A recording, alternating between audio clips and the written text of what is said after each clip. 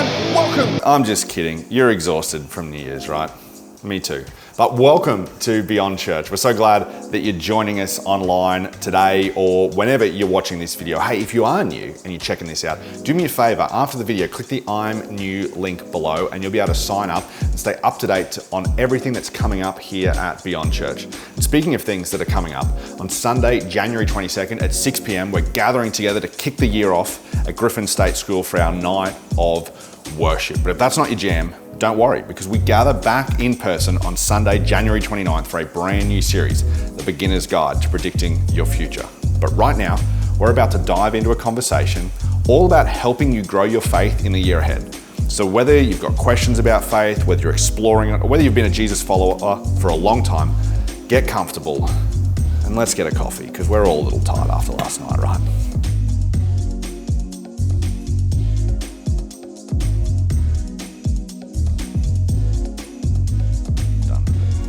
What's up? Crush that. If you take the time to read through the 4 biographies we have on Jesus's life, what you'll discover is there's only 2 things that amazed Jesus. And it's in these 2 things that amazed Jesus that we get this idea of what faith is really about. The first time was when a Roman centurion came up to him.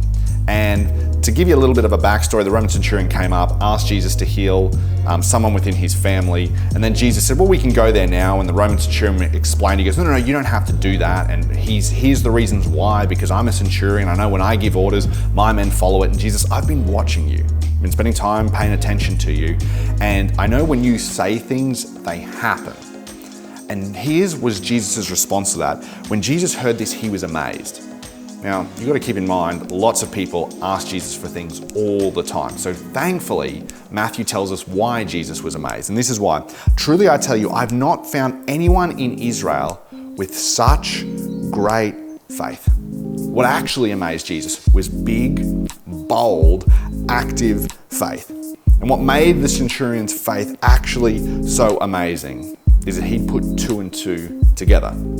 He'd looked at the way Jesus behaved, and then he behaved in a way that lined up with the reality of who he believed Jesus to be. And here's a fun fact that you just might find interesting if you've been around church for a while. Jesus was never amazed by anyone's knowledge or obedience. The thing that amazed Jesus was big, bold, active faith that was lived out in reality. The second time Jesus was amazed occurred during a visit to his hometown. Jesus was doing his regular thing of teaching and healing people, and initially people were astonished, but then jealousy began to creep in. They began to whisper to each other, hey, isn't this the carpenter? Isn't this Mary and Joe's kids? And aren't they his sisters standing over there? And they started to say, hang on a minute, this Jesus guy isn't that special. He's one of us, he grew up with us. Now he thinks he's better than us? And as the whispers grew louder and louder and louder, this was Jesus' response. He was amazed by their lack of faith. So there you have it. There's 2 things that amazed Jesus.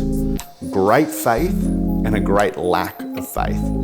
And really, that should cause us to wonder as 21st century followers of Jesus. Jesus' agenda for his 21st century followers is that they would be characterized by big, active, in spite of everything, faith. But this is where the message of Jesus can get kind of confusing, and maybe where we've lost it in translation a little bit. Let me explain. Now, where this gets confusing is people treat faith like hope or optimism. But faith is not like hope or optimism, because faith has an object. Think of it this way. When you get on a plane, you have faith that you're going to arrive safely at your destination. But your faith is not in hope. In fact, your faith is in the mechanical engineering of the plane. Your faith is in the pilots who are piloting the plane. Your faith is in the air traffic controllers who are guiding the plane to takeoff and landing. And so really, and what this means is that the object of faith is actually not a particular outcome. Faith isn't this idea that everything will just work itself out and be okay. In fact, that's actually the definition of hope and optimism. And Jesus wasn't amazed at the centurion's hope and optimism. Jesus was amazed at the centurion's faith that he was who he claimed to be. He invited people to follow him, to believe in him, and to trust in him. In doing this, he positioned himself as the object of faith, because Jesus came to show us what God is like. You see, in the first century, much like in the 21st century, people had a whole bunch of assumptions about what God is like or what the force in the universe is like. And Jesus actually came to help challenge and correct people's assumptions and to show them actually, truly what God was like. In fact, that's one of the reasons that Jesus got into so many arguments and disagreements with religious people, because he was constantly correcting their assumptions of what they thought God was like. Some of the assumptions that people used to have was that if someone was ill, then that must be God's punishment on them or their family for something they did. But Jesus comes along and Jesus corrects that assumption. He goes, no, that's not what God is like. God is not punishing people for something that their family did or something that they did. Another assumption that Jesus corrected was that our neighbors are just simply people who act like us and think like us and behave like us. In fact, one day someone comes up to Jesus and says, hey, who is my neighbor? And Jesus redefines the term neighbor, and he says, well, really, honestly, your neighbor is anyone in need who you can lend a hand to. Jesus even told people to love their enemies, not because it's a popular thing to do and not because it's a nice thing to do, but he said, hey, I want you to love your enemies because that is actually what God is like. God loves people who don't even like him. See, up until this point, people used to think that God had favorites, that there were people who were in his good books and in his bad books, and Jesus goes, no. That is not what God is like at all. And honestly, this was pretty paradigm shifting for people, because what this meant is that God extends his grace to everyone. So if maybe you've been wondering what God is like, or who God likes, or if God likes you, start with Jesus. Because Jesus isn't merely a chapter in the story, Jesus is the whole story. Now, Paul, who was a first century church planner, kind of explains this idea really, really well. Let me put this down, actually, because it's hot and it's heavy. And Paul understood this so well because he was at the epicenter of this transition from this new movement that Jesus came to launch, as well as the Jewish religious system, as well as the pagan different religions and cults of the Greek and Roman world. And Paul's summarizing it in this statement that he says, and he's summarizing it in relation to all the religions of the world. And I'm sure if he was alive in the 21st century, he would include things like horoscopes and tarot cards and card readings into all of this. And here's what he writes. He goes, these things are a shadow of the things that were to come. And what Paul's saying here is not necessarily that all these religions are wrong, but they're just incomplete, because you can learn a lot about something from its shadow, but you can't learn everything from its shadow. Like when the shadow caster appears, or the thing that's casting the shadow appears, really the shadow is of far less consequence to you than it was before. Not because the shadow was wrong, right?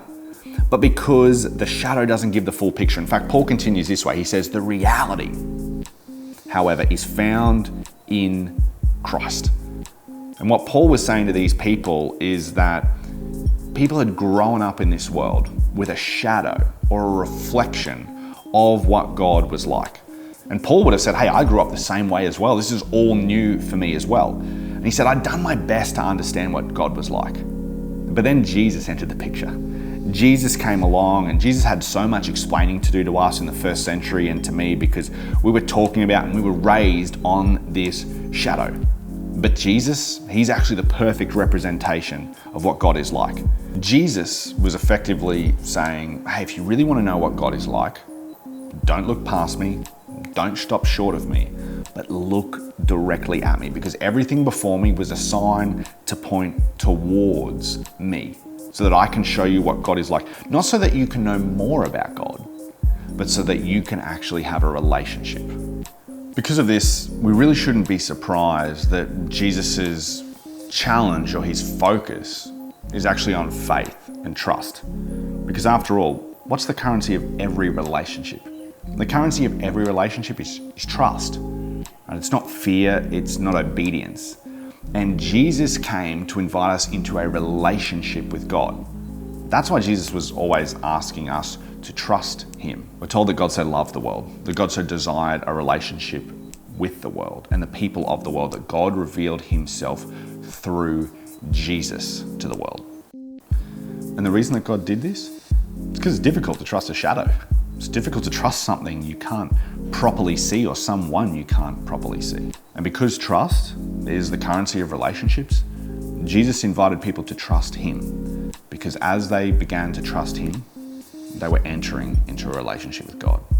So here's a question for you to consider over the next few moments or the few days. What would you do in the year ahead if you were confident that God was with you? Who would you forgive? What conversation would you have? What job would you take? What thing would you study? What step would you jump out on if you were confident that God was with you in the year ahead? See, it's not until we understand that Jesus is actually the representation and the perfect representation of God that we can begin to trust. But we can begin to have faith. See, without trust, there really is no faith thing, which really makes it difficult to grow your faith in the year ahead. So, how would you trust God in the year ahead if you were confident that he was with you? And how would maybe changing or reframing that view of what faith is, that it's trust, shape the way that you think about God in the year ahead? Think about that, and in the next video, we're going to get really practical. Beep, beep, beep, beep, beep.